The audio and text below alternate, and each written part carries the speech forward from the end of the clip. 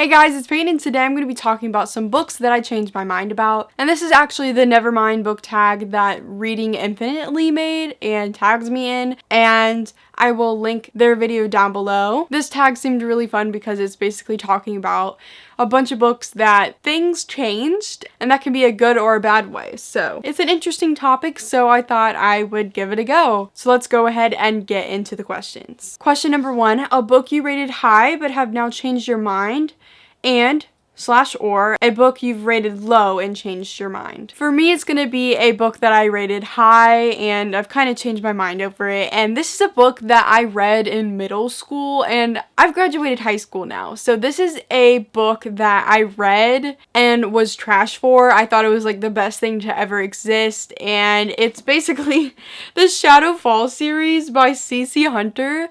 These are like the trashiest paranormal like romance things of all time, but at the time I thought it was quality literature. I've read this book like twice, and this is actually a bind up of the first 2 books in the series. It's like a 5-book series, and then there's a companion series which I never finished, but this first series was so freaking good for me, and I just feel like if I reread it again I would hate it. I think it'd be kind of funny if I reread it again. Like maybe I should do that for a reading vlog or something, because this was my thing. If you have watched my videos for like 5 years now, which is as long as I've been here, you would know that I talked about this all the time. I recommended it, like it was my thing. But now I'm like, okay, this probably sucks.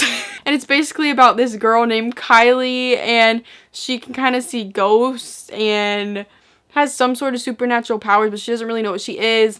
And then during the summer, she goes to this paranormal supernatural camp for supernatural teens, and there's romance and fun stuff, and I just thought it was the best thing ever, and I feel like if I reread it I would be embarrassed. Question number 2, a book you bought because of the cover but might not read. I chose Entwined by Heather Dixon. I've had this book for a long time, and I really just bought it because the cover is really pleasing to me. I like all the silver flowers with vines going around this girl. I really don't know what this book is about or if it's really good.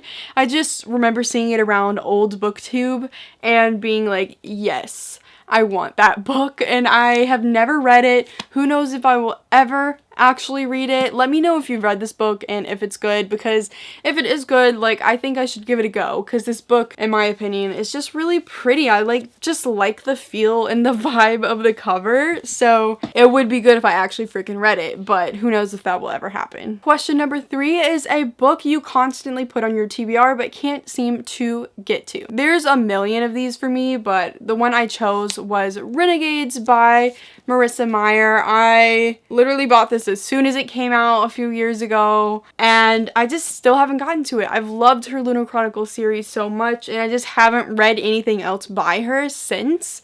And I feel like I'd really like this book. It's like a superhero twist, and there's like an anarchy, and then there's a romance between 2 people that can never be together because they're on the opposite sides or something.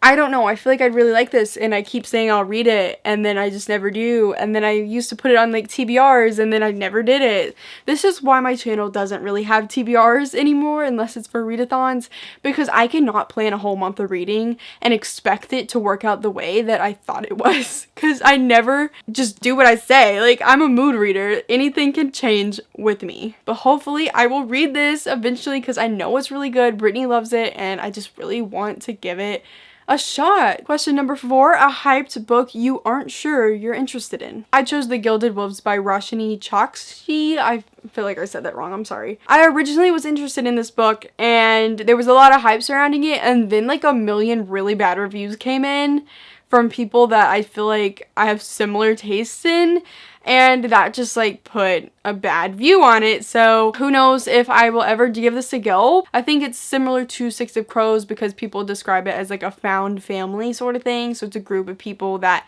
aren't actually family, but they are family, man. And I don't remember like what they actually do. Like, what's the plot, man? I don't know. I just feel like those bad reviews like really made me not want to read it anymore. But you know, let me know if you liked it. Question number 5, a book you DNF'd. For me, it is Luck's Consequences, which is a bind-up of Opal and Origin by Jennifer L. Armentrout. This is the third and fourth in the Obsidian series, I think. And I read the first bind-up of this series that had Obsidian and Onyx. And I've tried to read the first book in this bind-up so many times. I've started it and just never barely got through any of it, and I just failed so many times to read this book.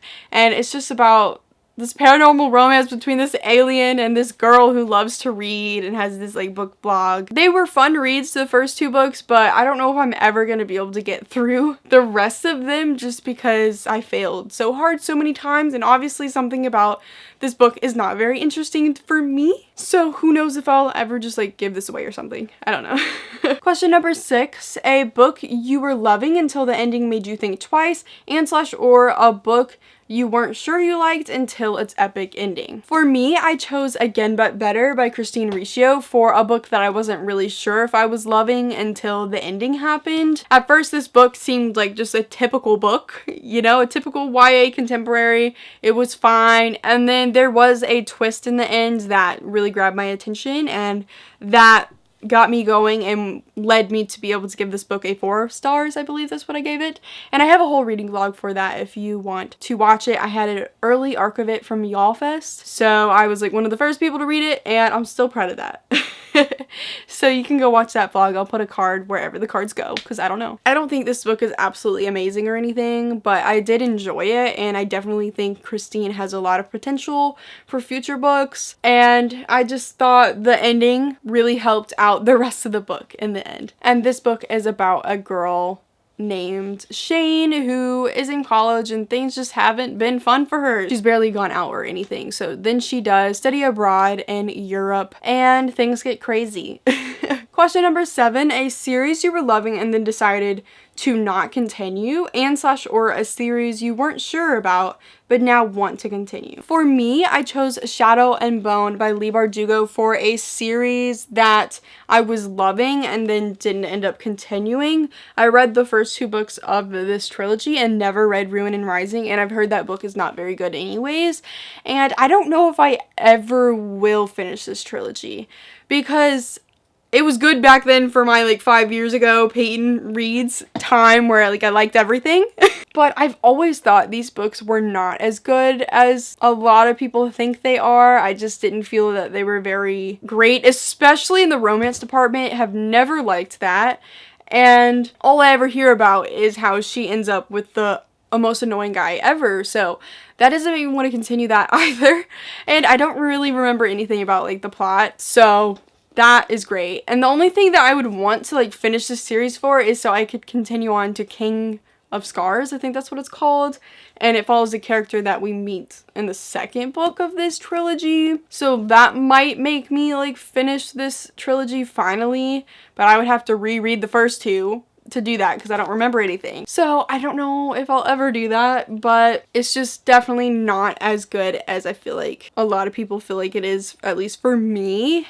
It just doesn't stand up in my memory as something that like was really great. So, but you know, that might just be my memory telling me it's bad. I don't know. Question number 8. A genre you used to like but now don't read, or a genre you used to not read but now love. For me, I'm choosing contemporary as a genre that I used to not really read a lot of, but now I do love it, and I still don't read that much of it. I typically read like fantasy books. That's just what I gravitate towards, but I do have a new appreciation for contemporary books. I want them a lot more during summer, but I typically don't own that many good contemporaries that I am excited about. Most of my shelves are fantasy books, and now when it hits summer, I'm like, dang, I don't have any good contemporaries that I would want to read, so oops. And I'm trying to save right now, so rip to me. But that's definitely a genre that I am getting more and more into as the years go by. Question number 9, the final question.